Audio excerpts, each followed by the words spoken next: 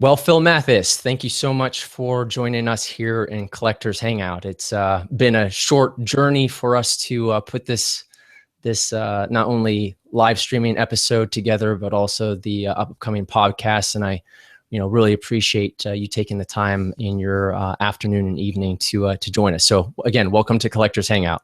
Thanks very much for having me. Yeah, no, you're right. Not too much time, but it was good. Just about worked out. So glad to be here. Very good, very good.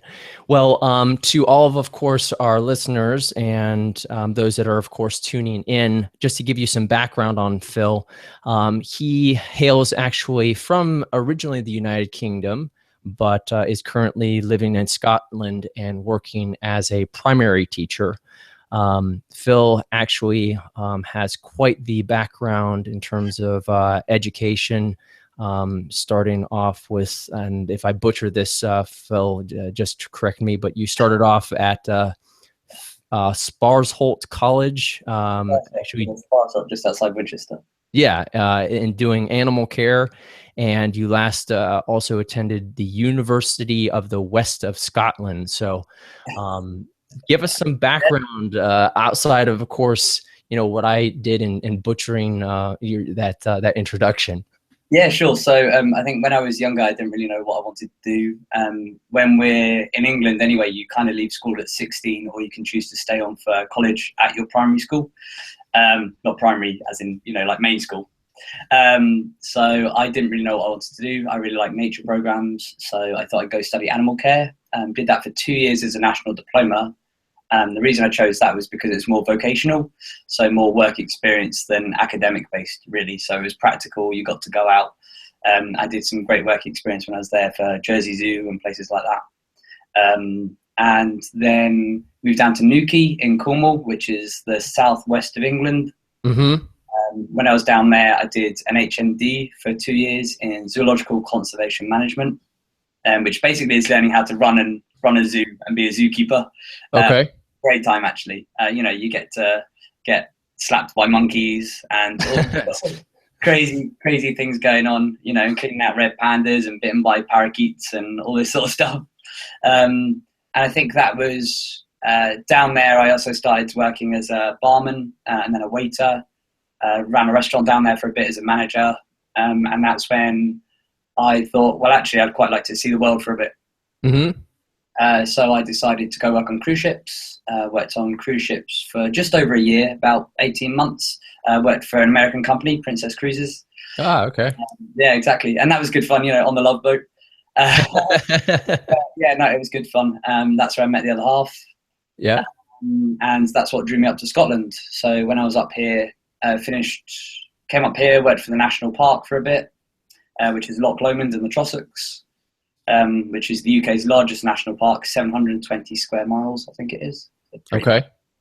Well, you got your facts there, so you could probably just go and volunteer and pick off where you left off, right? Yeah, I know. No. I did that. I did seasonal work there, so I did that for the first year. Then we emigrated to Australia for a year. Oh wow! Lived down in Melbourne, which was an amazing place to live. I'd recommend it for anybody who wants to go to Australia. I'm sure there's nothing wrong with Sydney and the other cities, but Melbourne was, for me, a lot more homely. I think it's an older city, more British in style, really. Mm-hmm. I suppose it'd be like visiting New England almost. Sort of Maine, maybe, I don't know. And then, after that, came back, finished my degree, did a couple more seasons at the National Park, some admin jobs and bits and bobs in the middle. And then ended up, doing primary teaching. And from that, that's kind of what stuck to now. So I'm coming up to my 4th year in primary school teaching. Very cool. Very cool. So if I can go backwards a little bit, what did you do in Australia? Because you came back to the UK, and then you said went to Australia for a little bit. So were you just holidaying? Was it a long holiday, or were you actually working there? We sold everything. We thought we'd give it a go and move out there because it was really novel, and it was a great experience. Met some really, really great people, really friends. But I went out originally to go do an apprenticeship with the national parks in Victoria. Okay. Unfortunately, because of the recession hit, and that fell through. So I ended up working on boats going up and down the Yarra River, just giving talks and guides, which was quite funny. You know, you've got a British guy from the other side of the world telling you about Melbourne. But no, it was good. You know, it played into my background of doing sort of education and talks and that sort of stuff. So I fell into that, and with the boating experience I had from working for Loch Lomond, you know, and that kind of took me on to going, well, actually, I really like sharing knowledge, and I like, you know, educating people about what's around them and about the world. And that's what drew me towards teaching. So it all fell into place. It's all a bit random, took the long way to get there, but it was good fun. That's really cool. So obviously you're on the show mostly to talk about, of course, Game of Thrones.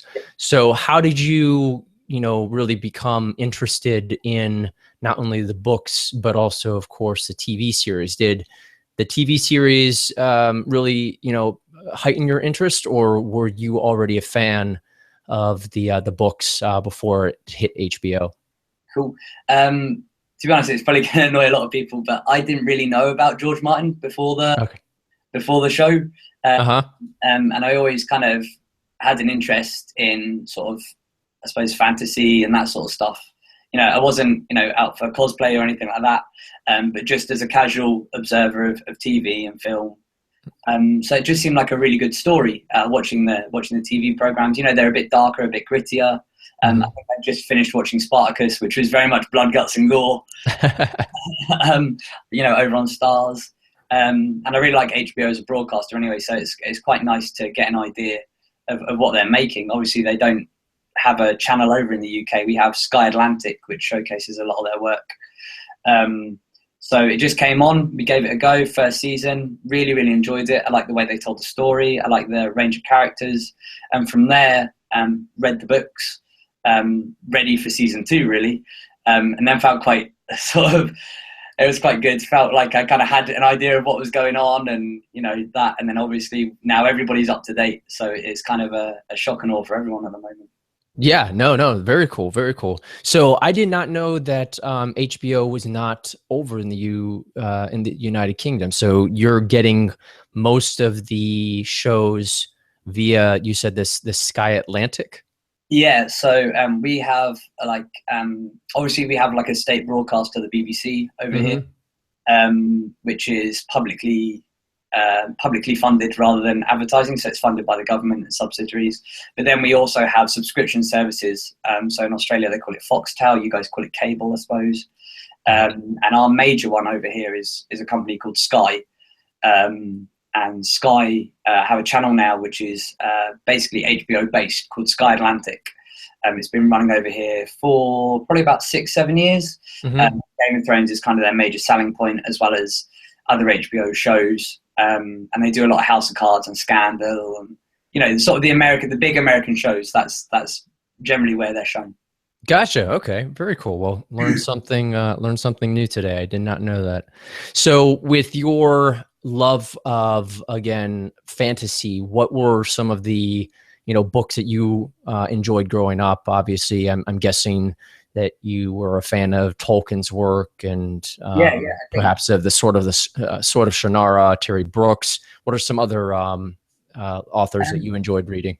I think it was really sort of, you know, the Tolkien sort of stuff, and just the general idea of it. I think I like the idea of a good adventure quest. When I was young, I remember one of the very first films that I was introduced to as a child was Willow. Like the Lucas film. Oh yes. Okay. Yeah, with like Val Kilmer and I forget what his name is. It's been so long since I've seen that movie, and I mean, it when you said it, it didn't even ring a bell. So yeah, I'm gonna have to go back and watch it. Yeah, so it was like that, and like The Dark Crystal. I remember growing up on lots of films more than books, to be honest, really. Okay. And I just thought, well, that's what an amazing way to escape. And then obviously when Game of Thrones came along, because I've got quite an acute interest in medieval history and sort of the Middle Ages, so the Tudors, and you know what was going on there with the War of the Roses, and it draws real close parallels to what's going on in, or George R. Martin draws really close parallels, I should say, between, you know, British history and his book series, A Game of Thrones, A Song of Fire and Ice, let me be more precise. So yeah, I just thought of Ice and Fire, there we go. There you go. So I think it just sort of married a lot of interest together. without kind of covering up the more brutal aspects of life back then. Yeah, exactly. Well, let's get into your collection. You had sent me some pictures here, so let me go ahead and share my screen, and hopefully everything will work well. All right, so you should have in front of you the bookcase that you had sent me for most of course, your Game of Thrones. So, for of course our podcast listeners, just describing kind of how you have. At this point, and you had told me before we started the show that you've actually filled in a lot of the holes that are represented here on the bookshelf. But let's go ahead and start within the picture. So at the top of the shelf, you have 3 crowns. Yep. And for people that are familiar with Game of Thrones, they'll probably recognize them. But for those that aren't, if you can just, from left to right, let us know what these 3 crowns represent. Yeah, sure. So the one on the left is a crown, a model made by HBO, obviously, and it was a Comic-Con exclusive. So that was one of 400, and it is from Joffrey's wedding. So it's the crown signifying the joining of House Baratheon to House Tyrell, with the rose vines intertwined into the crown itself. Okay, perfect. And that was from people that had watched the show would have recognized that from what season? I think that was season 3. I think when we say goodbye to Joffrey. Okay. So I'm sure your listeners will correct me if I'm wrong. Yes.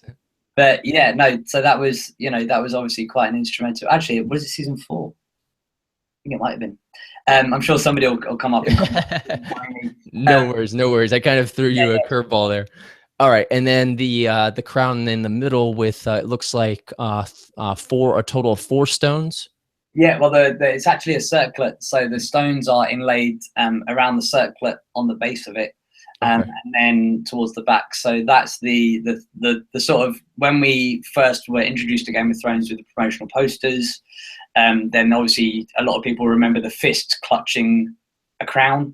So that's obviously from that. So that's the crown of House Baratheon. That's Robert Baratheon's crown, the original crown from the TV series.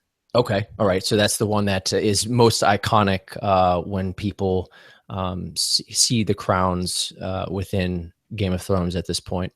Yeah, I think so. And then obviously the last crown that I've got there is the most recent of the crowns.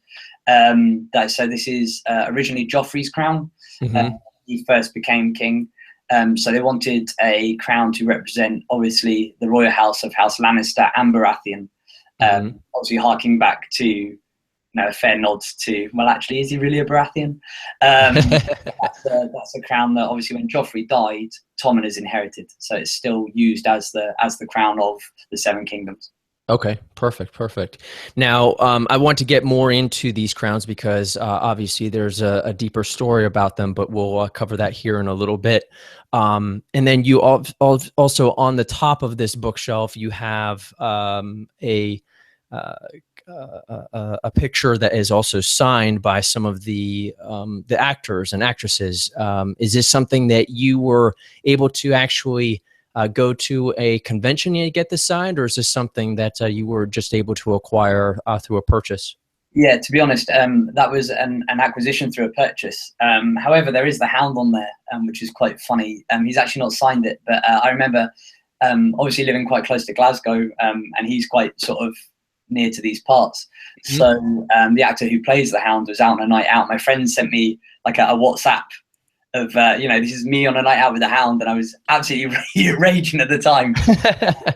But yeah, quite impressed. So that the piece that you've got there was obviously, you've got Emilia Clarke, Kit Harington, and Peter Dinklage who have signed that. But that was an eBay purchase, and it was an absolute steal at the time. Obviously, when you look at these signed merchandises, you have to be so careful they're not pre-printed or reproduction. Yep. So it was good to be able to get this checked out. And the person who sent it to me sent photographs of it getting signed by the cast members, and obviously a certificate of authenticity with it as well. So, it was just one of those purchases at the time. And I think it cost me a total of, I think it was like £14, which, oh, wow, which is a bargain. That's crazy. Not less. It was brilliant. you know, especially when you see the other prints on eBay and stuff, and they're going for, you know, 100 or, you know, at least £100 and up towards that range. So yeah, yeah. And then the second shelf, you have, it looks like within this picture, you have 4 figures and little statues, or are some of them also 6-scale figures? yeah, so well, there's no sorry, I can't say that. 6 figures here. Scale. So, yeah, I know. You think for a teacher it'd be better, right? So the one you've got on the left-hand side of the picture there, if we look across, where the cursor is, that's obviously Jon Snow. That's obviously him when he's up on the north. So it's just during the watch, and this is one of the first figures I got. And as a side note for all of the listeners, and a shout out to my wife, this is her favorite character, by the way. But I digress. Go ahead, Phill. 2 seconds, sorry. Okay. Not right now, guys. So it's right. It's just we've got family around, so they're just chapping the office door. Very cool. Very cool. So yeah, obviously, to the left-hand side, there's the statue of Jon Snow. It's obviously a fan favorite. A lot of people are going to be happy that he's back from the dead. You know, who did it? Was it Melisandre? Was it the Lord of Light? Who knows? Yep. But yeah, so that was one of the very first. So I think the likeness that Dark Horse have got on that, and the Daenerys figure, which is across the way, the right-hand side of the picture there. I think they're really good sculpts, and they were from the first set that they released. I think it was only 6 characters. They're not limited edition runs, anything like that. But I just thought, you know, they're a nice benchmark and a good place to start collecting. Yeah, and then you also have, is this the Three-Eyed Crow? Yeah. In his crow, obviously, form, not as, of course, the actor. Yeah, exactly. Yeah, so it's, you know, it's not it's the Three-Eyed Crow, but you know the way that Bran obviously originally sees him, and that's the way we originally meet him as a character. Bran's dreams and the hallucination, trying to lead Bran down to the crypt to seek the truth and find out about his parents, really, and about his dad and what's happened there. And then obviously the left-hand side as well, you've got the smaller figure, and these are a bargain. These are a steal. These are a great place to start collecting as well. They're about £10, so I think that translates to, I don't know, maybe $14, $15. Okay. Each, and they're widely available, a number of retailers and outlets. And that's just the Stark direwolf. So obviously the sigil of House Stark, and we see in the show, as you go into Winterfell, he guards the crypt. There's 2 of them that guard the crypt at the entrance there. Now, this centerpiece one is of a dragon flying with swords behind it. Is this, of course, one of the dragons that, of course, was recently let loose from the dungeon? I think this is meant to be Drogon, so he was already out. Ah, okay. I think yeah. So obviously, I think out of the 3, he was the largest size, and this is a brilliant piece actually. This is from a collector's edition season 3 Blu-ray. So your Blu-ray actually comes inside it. The whole top of the dragon lifts off the base. Oh, very cool. I just think it looks really cool on display. I really like it as a focal point for that shelf. I think it works really well. Yeah. You know, as a limited edition Blu-ray, you know, you've got the bonus content there as well. Yeah, is it like a metal, or what was the material that they used? I think it's a resin, to be honest. A resin, okay. Yeah, I think it's a resin mold. I don't know how they mold it. I don't know if it's injection molded. Obviously the outside's got this appearance of stone. But then when you take it out inside, it is just, you know, sort of chappable. You know, you can knock on it, you can hear the resin. Yeah. Solid piece. It's a bit wobbly if you shake the bookcase, so you have to do that. But like I said, I think it just sits really nicely. And you know, if you're going to go for the Blu-rays as well, then why not? Exactly. Well, I mean, that's one of the things when I try to actually purchase any Blu-rays, and I actually have some actually on my desk, is I try to get ones that have some significance in terms of a collecting piece. Yeah. But very cool. And then, of course, to the bottom shelf, the main centerpiece here is going to be go on. Yeah, go ahead. I'll let you explain. So sorry about that. That's all right. McFarlane build set. They've released 3. There's 2 more that they're expecting to bring out. So the one that you can see there, just in the center of the shelf, this is the Iron Throne Room, with a small, it's very, very small actually, statue of Joffrey, and then he's got a Kingsguard with him just to the left-hand side. So obviously this is, you've got the background there of the throne room, and inside the Red Keep, which is obviously in King's Landing. But it's a great piece. It doesn't look like it's made from what is essentially, you know, unbranded Lego. It's a really, really clever construction piece. I think it takes maybe 2 to 3 hours to put together. You know, it's quite intricate, but it has this amazing finish of marble look flooring, and you really can't see the individual blocks. It's really, really good work. So I think for the price for what you pay, which is for me £30, so maybe $50, you know, it's a great place to start. And I know that it was recently featured when Maisie Williams did the skit inside the in the shop where she pretends she's never seen Game of Thrones, and she's in like a collector's shop, and that's one of the pieces that, you know, she clings to and says, you know, it's a really great piece of kit. So yeah, I have not seen that sketch. I'll have to dig that up, and we'll have to put it in the show notes. Was that on a specific TV show, or was it? I think you can YouTube it. I think it was just done. I don't know if it was done as like one of these SNL skits or what it was. But, okay. You know, it was probably late night with another chat show host. But you know, you guys have a lot of that over there. But yeah, no, it was. I think I when I saw it, it comes apart, and when you get it, it's literally just a pile of rubble, and you think this is never going to look how it does on the box. Yeah. But the quality is brilliant there, and I can't wait for them to release the 2 others. They're expecting to release an Attack on the Wall set, and they're also doing a Mother of Dragons, which I've tried to get in touch with McFarlane, and all they say is sign up to the newsletter, sign up to the newsletter. We're not going to tell you. So fingers crossed, it's still going to be coming our way. I know they cancelled a couple of models from other lines recently, which is a little bit concerning. But yeah, that is, especially for collectors like you. Yeah. But you know, at the end of the day, you know, it's a bargain piece of kit. It looks great on the shelf, and it's certainly one of my favorites. I think it's a really great quality piece for you know, for the price. Yeah, and I actually was in a local store here in the United States that sells games, both new and used, and I think I had actually seen this kit. So I think it's really cool that you actually have the piece, and I was literally in the shop just yesterday looking at it. So very cool. And then to, of course, the left of the throne room, you have a bust of a warrior. Yeah. So what do you know about this one? Yeah, sure. So this is once again, it's a Dark Horse piece made by Dark Horse Collectibles, Dark Horse Deluxe piece. This is a limited edition White Walker bust. I think it was a limited run of, and I'm just reaching over to check his base here, 1,600 originally. And this was actually bought for me last Christmas as a gift. Okay. They sale in the UK for about $79.99. So in the US, I'd imagine that's about 100 to 120. I think. I think it's about a third on top.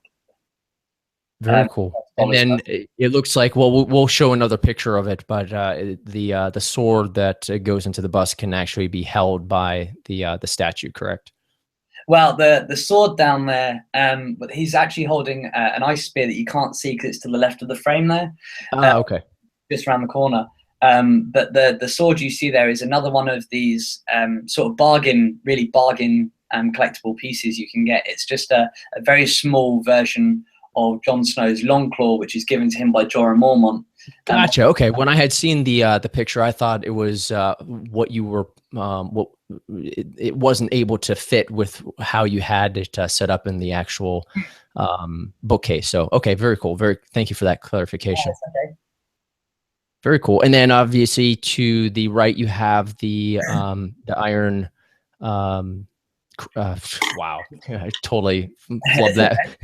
you have obviously the throne, and then also it looks like a bust of one of the wolves, or what is that at the very bottom there? That's once again one of these small sort of quite reasonably priced collectible parts. That's oh, is it Gregor Clegane the Hound? That's his helmet. So it's a Oh, okay. because the visor lifts up on it, even though it's thimble sized. It would quite happily sit on your thumb, but it's just a really nice detailed small piece. Cool. That's just and I just it sits nicely next to the throne, so I like the aesthetic of it. Very nice, very nice. Okay, let's go to this next picture here. Now, this is in not the office that you're sitting in right now, Phill. This is actually in one of the bedrooms that you all have. So we're kind of digressing into a science fiction on this side. So we'll just go over this very quickly on just somehow, some of these pieces. So you obviously like, of course, not only fantasy, but also science fiction. Is Star Trek more of your flavor, or do you enjoy Star Wars more? And mind you, before you answer, this could cut our interview short. I would say growing up, I'm scared that you're just going to hit the cut. I think Star Trek was an institution in the UK growing up. It was playing on BBC Two, which, like I said, is one of our sort of national broadcasting channels. So a really large exposure, obviously with the original series and then the Next Generation, which is kind of what I grew up with. Sorry about this. Yeah. But Star Wars is a classic in its own right, and it always will be a classic. I don't really remember. I think I was quite young when the films were coming out. So I don't remember them too much, but I do remember many a Christmas watching a VHS of Star Wars until it was, trying to get the tracking right until the tape was so stretched you could hardly make it out. So yeah, I think equal measure, if I'm allowed to say that. yeah, no, that will work. That will work. I actually really enjoyed the way that J.J. Abrams kind of did the reboot of Star Trek a number of years ago. Obviously, the lens flares were a little overdone, but I really enjoyed the reboot of Star Trek. Actually, more so than my memories of watching Star Trek on TV. The TV show. The reruns that we watched, and I never got into the Next Generation or anything myself, but I for my own part, I enjoy Star Wars more than Star Trek. I have to admit that, and I think most of our listeners would agree. Already know that. No, not necessarily agree with me, but already know that of me. Yeah, I know it's controversial mixing the two franchises together like that on the top of the bookcase. There's probably going to be a lot of a fair few comments of, oh, I shouldn't really be doing that. The sacred space, but why can't we all just get along? Yes, exactly. To the left of that, and you might have photos later on of the other side of the bedroom, which obviously is a lot more Star Wars heavy. I think you're right. I think JJ did a great job. I think it was 2006, 2007, his first one came out. Then obviously he brought us back, the Wrath of Khan under another name. It pretty much was. And then we'll see how he gets on with his new one. I know they've had to do quite a few reshoots because there was a bit of outcry about the trailer. But, you've got to trust the guy. He's the guy who brought us Alias. And then obviously worked on the first season of Lost. And since, he's brought Star Wars up and he's done Star Trek. So, if he can do it, then if he can't do it, then I don't know who else could. Yeah, no, he's definitely, I think, capable. And obviously when you hit such notoriety, you can't please everybody. And I think he has hit that level of within his career that he's trying to, of course, be respectful of course, all the fans, but just like George Lucas, I mean, he made a lot of haters within the Star Wars universe with, of course, episode 1, 2, and 3. So it's just one of those things where you have to take the good and the bad with these talented directors and producers. But anyway, moving forward to this other side of the room. There we go. Hey, the other side of the bedroom. Yes. So this is the guest bedroom, obviously. So you can see there you've got a couple of die-cast models from the Disney store. That's from that's Finn's TIE fighter there. And that's Kylo Ren shuttle. You can see just to the left of that. And And then this is like the collectors magazines. They're doing the helmets over here at the moment, so they come through, you know, like twice a month. So yeah, we collect those as well. And you can see these wall lights as well, which are fairly recent additions. We've got a Boba Fett in the other bedroom. Oh, very cool. And then these sort of, you know, it's a really, they're these 3D plastic molds. The lightsaber lights up, and then it's the visors or the eyepieces in the 2 head pieces as well. So they look pretty cool. Yeah, that has to be a kind of a pretty cool nightlight for the lightsaber, I would guess. Yeah, they certainly make an impact. It's quite funny when, you know, it's quite funny. We always say that we live in sort of like a dream 10-year-old house. You know, it's one of those things, and it gets a few giggles, but you know, it's quite funny. We have, you know, couples come round, and the boys are all like, "Wow," and the women are, and I'm sure there are female viewers there, but a lot of our female friends maybe aren't quite so enthusiastic. Being so prominently displayed, and there's a fair few spouses that are told don't get any ideas. Very cool. So I wanted to go back to these helmets that you had said. These are coming through how are you getting these again? They come through a magazine subscription. I don't think they're Eagle Moss. I think there might be D'Agostini over here who runs that. Okay. But that would take a little bit of Googling. They're mainly purchased through my partner who does the majority of that sort of collecting side of things. Okay, so what magazine do you have to have a subscription to be able to I think it's called the Helmet Collection, which is that's the name of the magazine? Yeah, I think so. I think it's just really Star Wars Helmet Collection, to be honest. Okay, I will have to look into that. Interesting. Very cool. Very cool. All right, let's go ahead and go on to this next picture here. This is a little bit out of focus, but we won't make any comments further on this photography skill. But thanks. Yeah, I think that was just sort of a run around the house trying to get a couple of snaps. So I'm afraid, Google, you've let me down there with your camera stuff. But yeah, I'm a big Jurassic World fan. It was the first film I saw in the cinema, which I know is quite late, you know, 1992, so 8 years old. And I remember it was the first time, and I was so little when I went. You know, I wasn't. I'm not tall now, 5'8". I wasn't certainly not big then at all. I sat on the cinema chair and it folded up, and I thought it was trying to eat me. You know? It was one of these moments. Popcorn went everywhere. Cream soda went the other way. You know, everyone thought it was adorable. But yeah, I'm really lucky. You know, my partner's you know, really good for that sort of stuff. So you've got the Jurassic Park collector's edition Blu-ray again, which is where the gate comes from. Okay. Model with the gate. Yep. Then you've got your Indominus Rex and the other T-Rex, which is the Jurassic World collector's edition Blu-ray. Okay.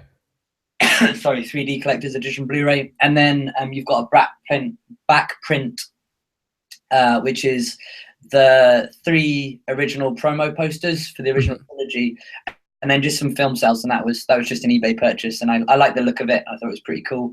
And then the Velociraptor you've got there is just sort of a generic model, because I didn't really like the ones that the official merchandising had done. And there's some really great sort of dinosaur models out there on Amazon and available. So I just thought, I can't remember the name of the company that produces these, but they are good quality, and it seemed to match, you know, the films really nicely. Yeah. So I think this is probably listed under a Dinosuchus rather than a Velociraptor, but that's a whole nother controversy. Really. What's the difference between what did you say, Dianosuchus? Dinosuchus, I think. I think it's size, really. Like, that's more the Velociraptor shown by Steven Spielberg and chosen by the film producers and the company. They're a much larger raptor family. Whereas you know, when you look at a Velociraptor, you're talking about an animal that was no higher than a meter tall, really. So kind of okay. Okay, I did not know there was that controversy. I'll have to look at that a little bit more. Very cool. Now, with the film cells, were there any film cells that were of note from each of these movies that you had from the Yeah, I think, there's a few major cast ones. I really like the one on the first Jurassic Park. Uh, They're not obviously very clear on your picture there. I can hold it yeah. up if you'd like me to. Um, I don't think it would come through very yeah, well because yeah. of it would have to have a backlight. But there's one, and it's the footprint with the water rippling inside it is Oh on. yeah. And I think that's a really smart shot, and it was a very well framed shot by Spielberg. So yeah, it's sort of that iconic imagery again, isn't it? And I think that's what you like about collecting these sorts of things. I'm sure there's other collectors that are out there who like the same sort of thing. You like to get these snapshots of your favorite moments. Yeah, yeah. Well, I really think it was cool that you have that memory of Jurassic Park being the first movie that you were able to actually go see in the cinema. And you have that, even though it was a mishap, probably Yeah, at the time, and you were probably a little bit embarrassed about it. Like now you can look back and laugh about it. So yeah, that's really it cool. certainly has left an impression. I'll put it that way. I have no shame. I'm willing to share. Um, yeah, like at the end of the day, I think we've all got these films that stand out in our lives, and for me, that was the one that really drew me in and made me go, "Wow, this is something really special." And it, being 8 years old as well, being a boy, very stereotypical. Dinosaurs are everything. So Yep. certainly, that's something I've really not grown out of. Yeah, well, I'm a little bit older than you, and when I went to see Jurassic Park, my dad and I were driving, and we were actually in a car accident. It was just a fender bender, but it made us late for the movie. Um, so it was one of those things where I remember being late for the movie, and I was not happy about that. But it all ended up being fine in the end, and watching the entire movie, obviously, when it came out on VHS at the time, was awesome. And of course, I own all the Jurassic Park films now, so even the new one. Okay, and then this piece we already have, of course, featured, but the lighting is much better, and of course, we can see the entire spear. So very, very cool. I really actually like how you actually photographed this one. It was it, Yeah, it's nice. I think I tried. You can't see, obviously, it takes with the flash, it gives you this really strong, powerful image, and that's really nice. But it takes away some of the paint detail, which is a shame. There's subtleties like the eyes that you can't see. They're painted in a real sort of azure blue. It's a really strong color, Ah, and the sculpting all the way around this thing, 360 degrees. Dark Horse Deluxe have done a great job with this model. This is a piece that I was bought for Christmas, once again by my other half, mm-hmm. years ago. And it was the first piece that I kind of got, and I was like, wow, that's actually something really cool. It's something really special. And the fact that it's part of this sort of limited edition, they are still available. If anybody's looking to get them, I know they're available on Amazon. You can probably pick one up on eBay, places like this. But I just thought, wow, I didn't really know that this sort of side of merchandising was out there yet for Game of Thrones and what there was. And I think it, like you say, it's a really strong image and a really nice sculpt. Yeah. So yeah, it's certainly one of my favorite pieces. And there's obviously the sentimental value of it being bought as a gift, Yep. that bit more special. Yes. Oh, always, always. And now we are looking at the close up of the crowns. Yeah, so these were Comic-Con exclusives originally. I think they're available from HBO now. This is obviously you can see the detailing a lot better. So these are they're made of a polyresin mold. Mm-hmm. They have a really great paint job on them. There's a lot of detail. The gemstones you see are obviously acrylic. I think they're made of like an acrylic paste, Mm-hmm. originally, that hardens to this clear sort of amber look. And it's just a really smart model. They're about 5 inches across per crown. Okay. I think this was one of 400 originally. I think this is an SDCC exclusive from last year, so 2015. Okay. For me, obviously in the UK, you can't get these, which is really frustrating. Your merchandising store for HBO in the US is amazing, but they don't ship to the UK. I think it's due, sorry about that, due to licensing and different trade agreements. I don't know. But it frustrates me. So this was once again a bit of a hunt, try and find a decent price on eBay, and then import taxes and charges and stuff like that. Yeah. But Yeah. I really like it. I think it's a really, really nice piece. Yeah, I mean, you had kind of highlighted the detail, and I mean, the detail with the antlers here is awesome. Yeah, and it goes all the way around. You know, it's not one of these pieces where you look at it face on and they've left some detail off the back. It really is a complete 360-degree sculpt and model. It's really, really nice. Yeah. So were you able to, I'm sorry, I didn't mean to jump there. So you were able to get all of the crowns as a lot, or did you have to source each one No, individually? I've had to hunt them down separately, which has been Okay. great fun. Obviously, this one was an exclusive, so I think there were, were 2 on eBay at the time. And I can't remember how much I paid. I think it was if my other half ever sees this, I think I'll be in trouble. Well, But we'll leave the amount that you have paid for something that we can do off air. yeah, but no, it was certainly, it was certainly good. And I really like it. Like I say, it's that sort of iconic crown from the posters, and it's something that a lot of fans will relate to, I hope, or relate with. They've never made a full-size replica, and as far as I'm aware, this is the only one you can get. The only replica, the only piece of merchandising of the crown that you can get. And this one originally I got from you guys over in the USA, so thanks very much. Very cool, very cool. And then this is again one of the close-ups that you had sent me of the Jurassic Park. Again, you had said that this was part of a DVD. I'm sorry, a Blu-ray collection. Yeah. So this is a limited edition Blu-ray. Obviously, we keep the boxes and stuff, but they're all up in the loft and in cupboards. I like to take the stuff out of boxes, which is controversial as well. But yeah, so once again, like I said, linking back to that iconic imagery and that snapshot in time, and this was a surprise, this was a gift. Once again, I just thought, what a great present for me anyway, that somebody's listened and thought about it that much. So sentimental value, once again, is right up there with this. And I think it's not the best cast of the T-Rex, but officially licensed. It's really nice. It's not a toy per se, it's not too gimmicky. And I like it. I think, with the gates there and the fact it really sort of shows everything you need to know about the film. Yeah, it sums it up very nicely. All right, and let me go ahead and do this next one. So this is a close-up of one of the busts of course, a droid, a battle droid, correct? Well, this is Battlestar Galactica, this one. So this is a Cylon from the new series. The score was written by Bear McCready. I think it was originally shown on Sci-Fi. Gotcha, okay. Yeah. So this is a Cylon from the remodeled versions, and this is actually something I got in San Francisco when I worked on cruise ships. So I think this is one of 1,000, something like that. And I just saw it, and I thought, wow, I really know somebody who will like that.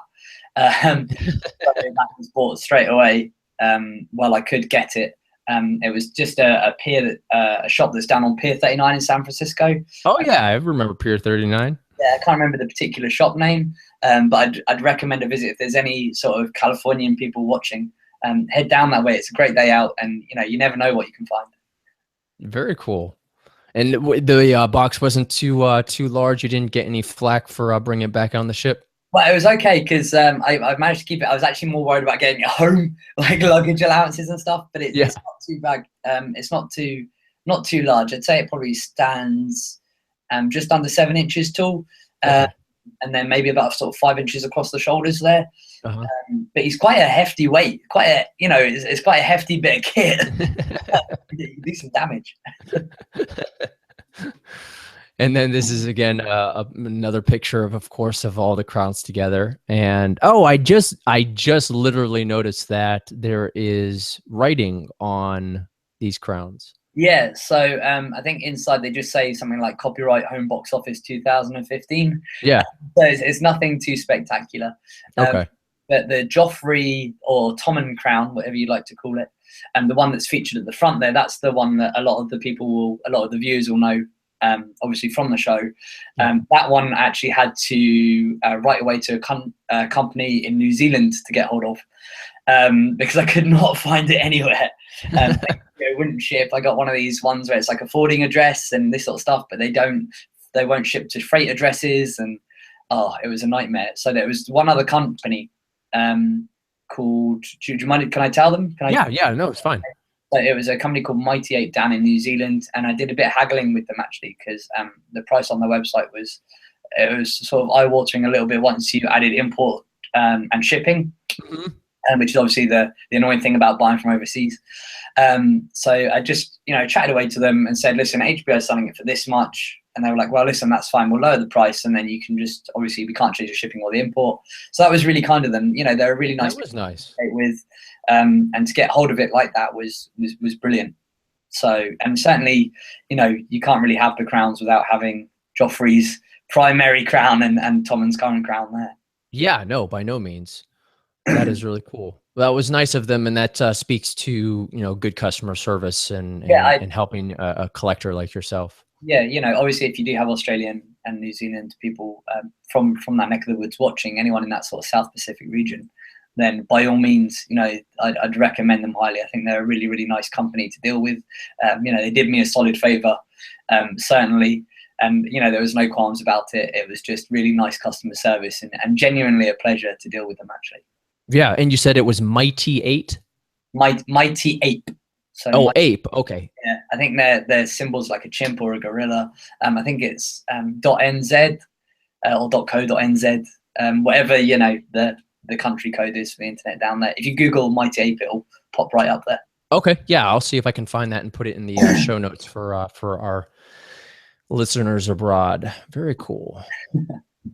Excellent. And this one is from last season, literally. We saw. Sorry, go on. Yeah, no, I saw, I love dressing up for Halloween here in the United States. And I was like, man, I want to dress up like this. And he was so cool looking. So Go ahead. Yeah. So this is obviously, the Night's King. There's different theories about him. Is he a Stark? Is he not a Stark? Book readers can obviously go into that, and why not the guys at home as well? Google it, look up the history of Westeros, look up the history of the Night's Watch, and this guy will pop up. There's loads of YouTube videos out there, but this is the iconic hard home pose, from that iconic episode from the last season. Yeah. So this is the, bring it on, Jon Snow standing there. They've just been through this crazy battle of hard home. Jon Snow standing on the boat going, well, that kind of sucked. He's literally standing there, raises the arms, everyone that's dead, back on your feet, let's go for round 2. Yeah. You're just like, come on, give the guy a break. But this is a Dark Horse deluxe model again. This is an exclusive collector's edition, released this month, actually, earlier this month. I'm just looking at his base here, if you don't mind. Yeah. This is 1,250 of them. And they retail for about £80. Okay. If not slightly, I think it was $84.99 that I got him for. And that was reduced, originally pre-ordered via a company over here called Savvy, who are really great for their merchandising and their collectibles. But the pre-orders were, they were gone so quick.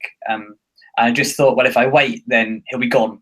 Because, like myself, if I see something I like it, and if I've got the money there, then it's great. Why not go for it? But he's brilliant. He's sort of main top shelf now. So he's actually replaced one of the other figures that's had to move down the shelves. the other figure has been demoted. Yeah, but yeah, I just think it's a brilliant piece. I don't know if you can make out the translucency that they've got across in sort of the spikes, his crown. Yes, it definitely comes through with through the lighting in the window.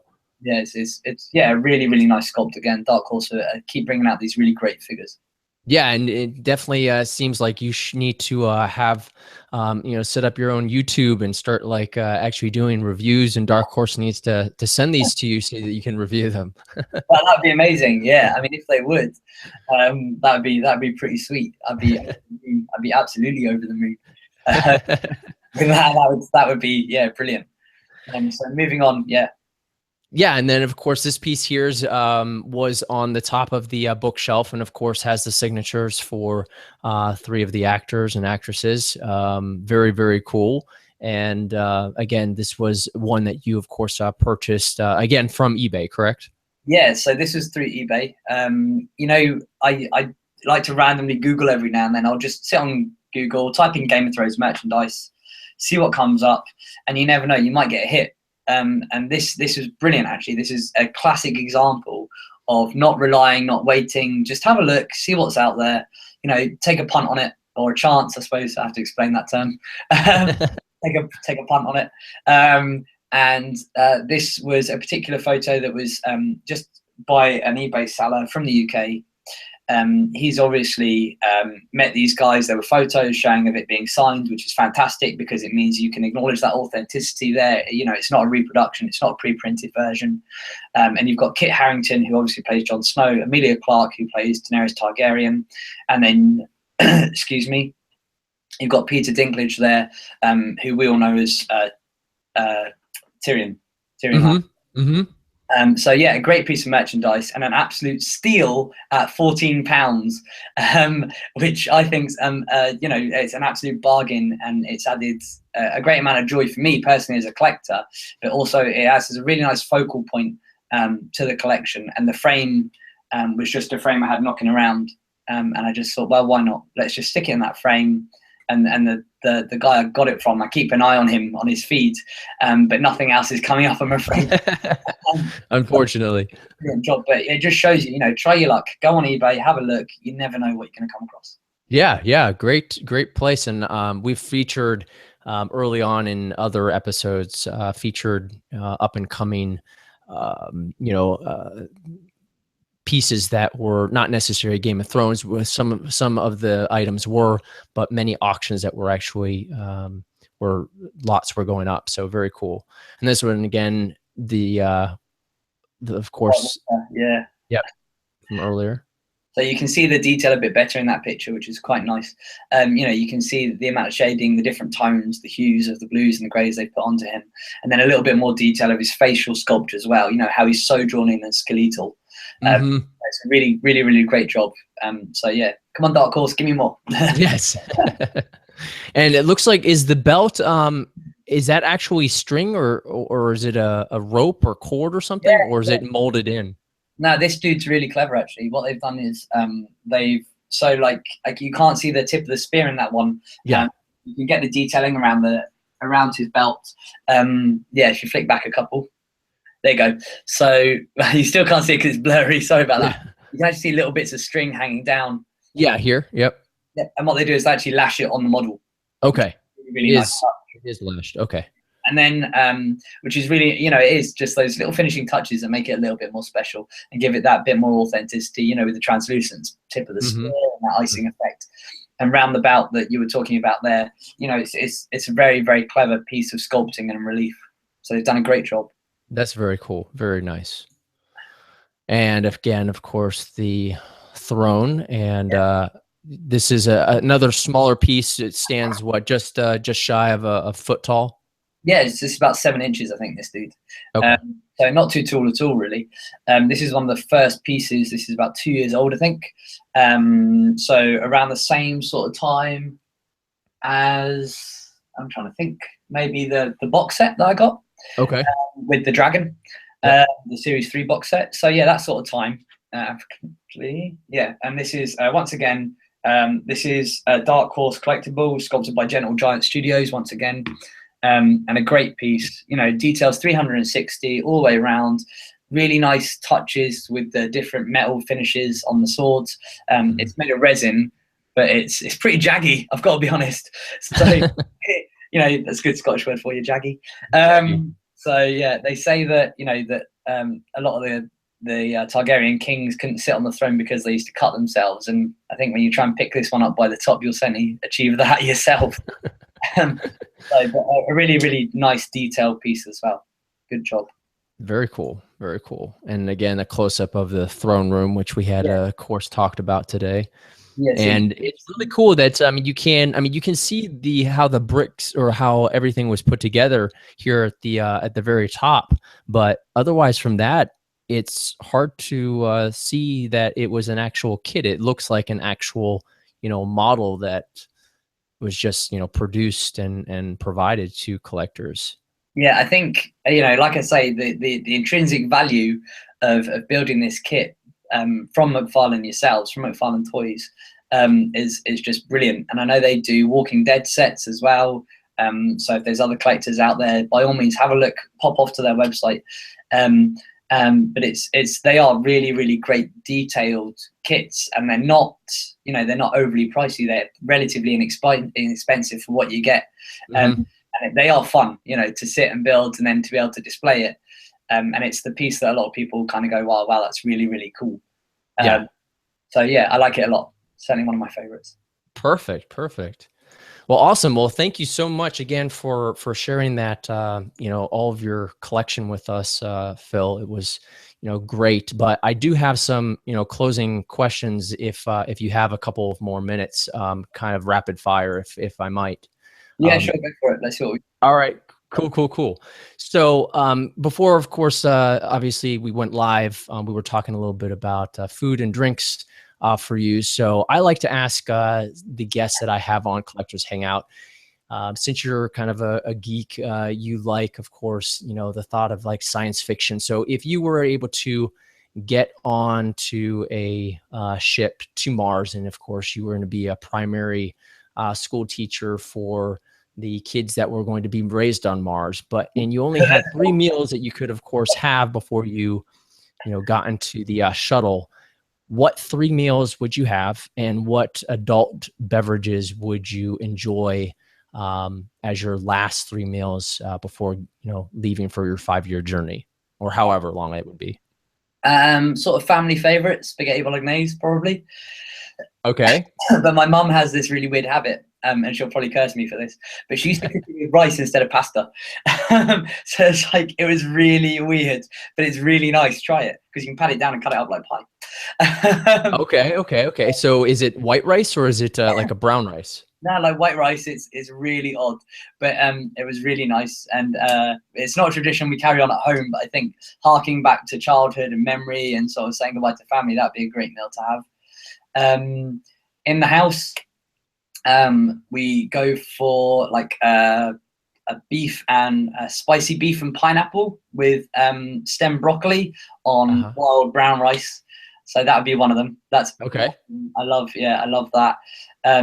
And probably like a bowl of ramen soup, something really homely.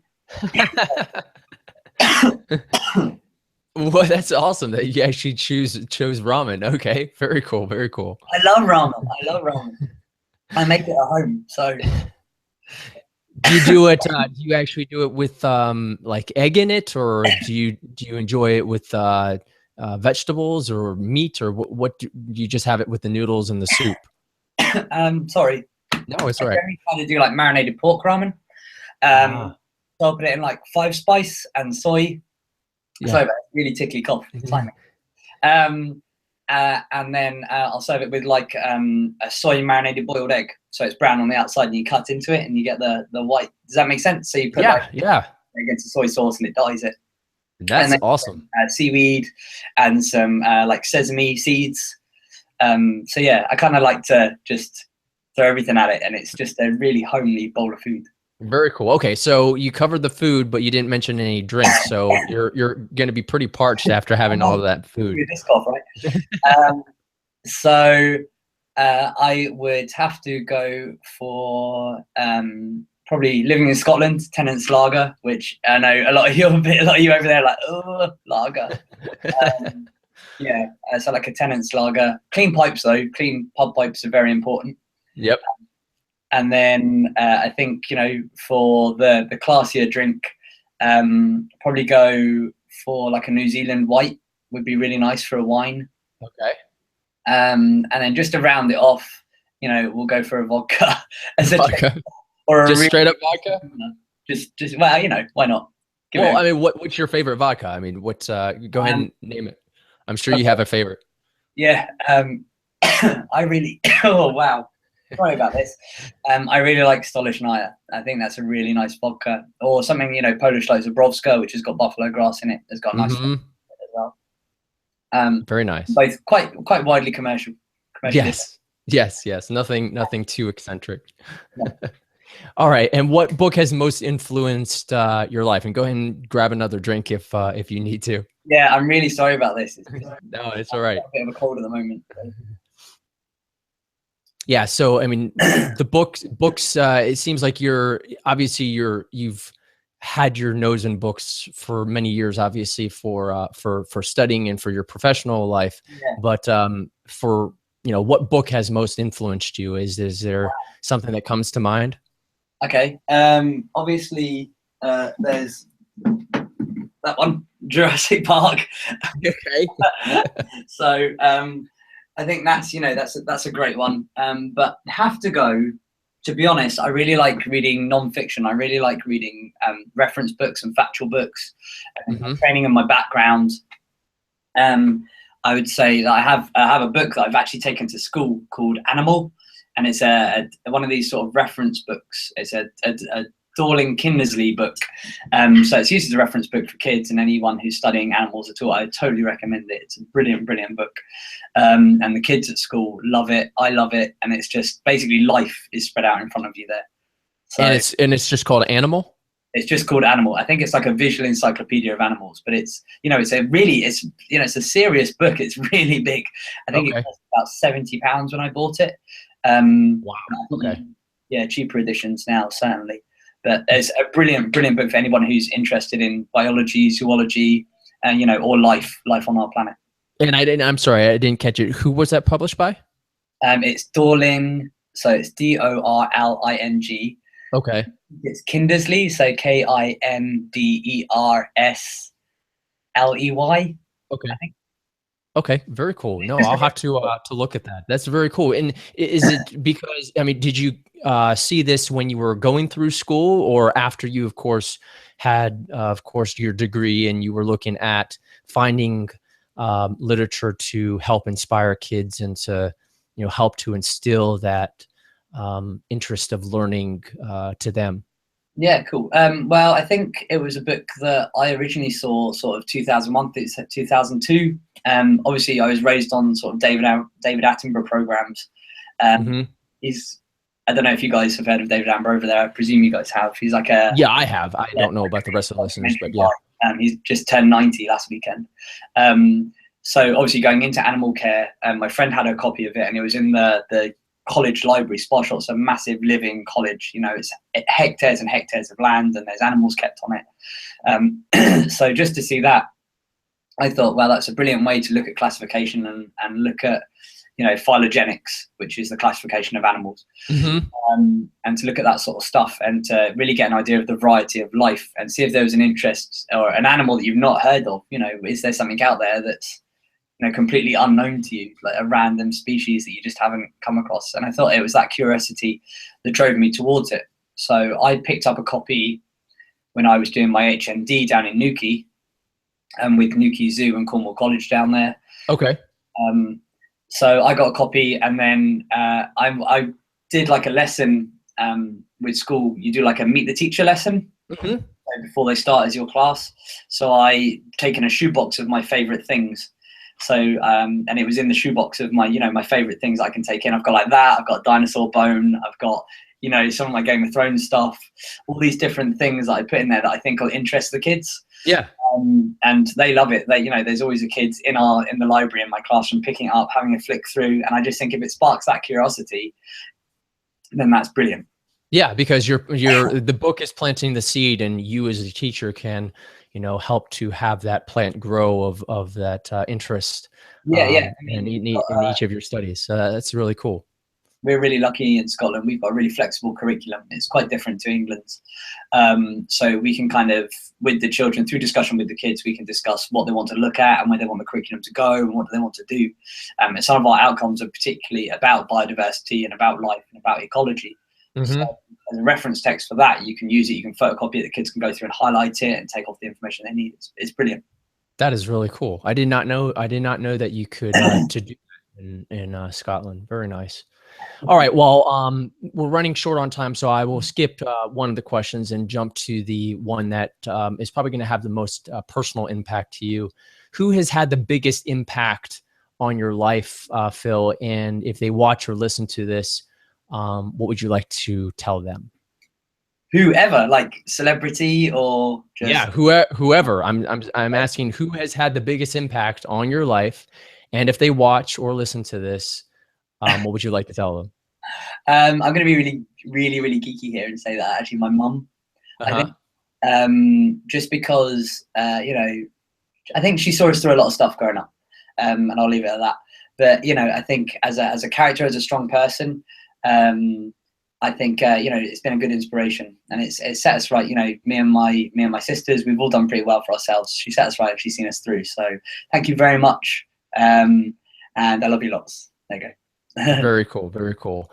Well, thank you very much again, Phill, for again joining us here on Collectors Hangout, and not only, of course, answering those sometimes personal questions, but also going into the story and why you, of course, have these pieces in your collection, and how you got them through gifts or through, of course, searching all throughout the internet, or just happening to be on eBay and finding that piece that was just a fantastic steal, and the seller's probably kicking himself for selling it to you for so cheaply.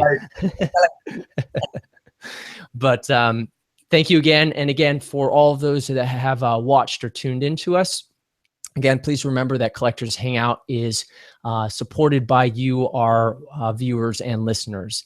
If you're interested in, of course, supporting us, please go over to collectorshangout.tv/support, and you can, of course, figure out the way that you would like to, of course, support us, and again, how we, of course, produce the show on a weekly basis.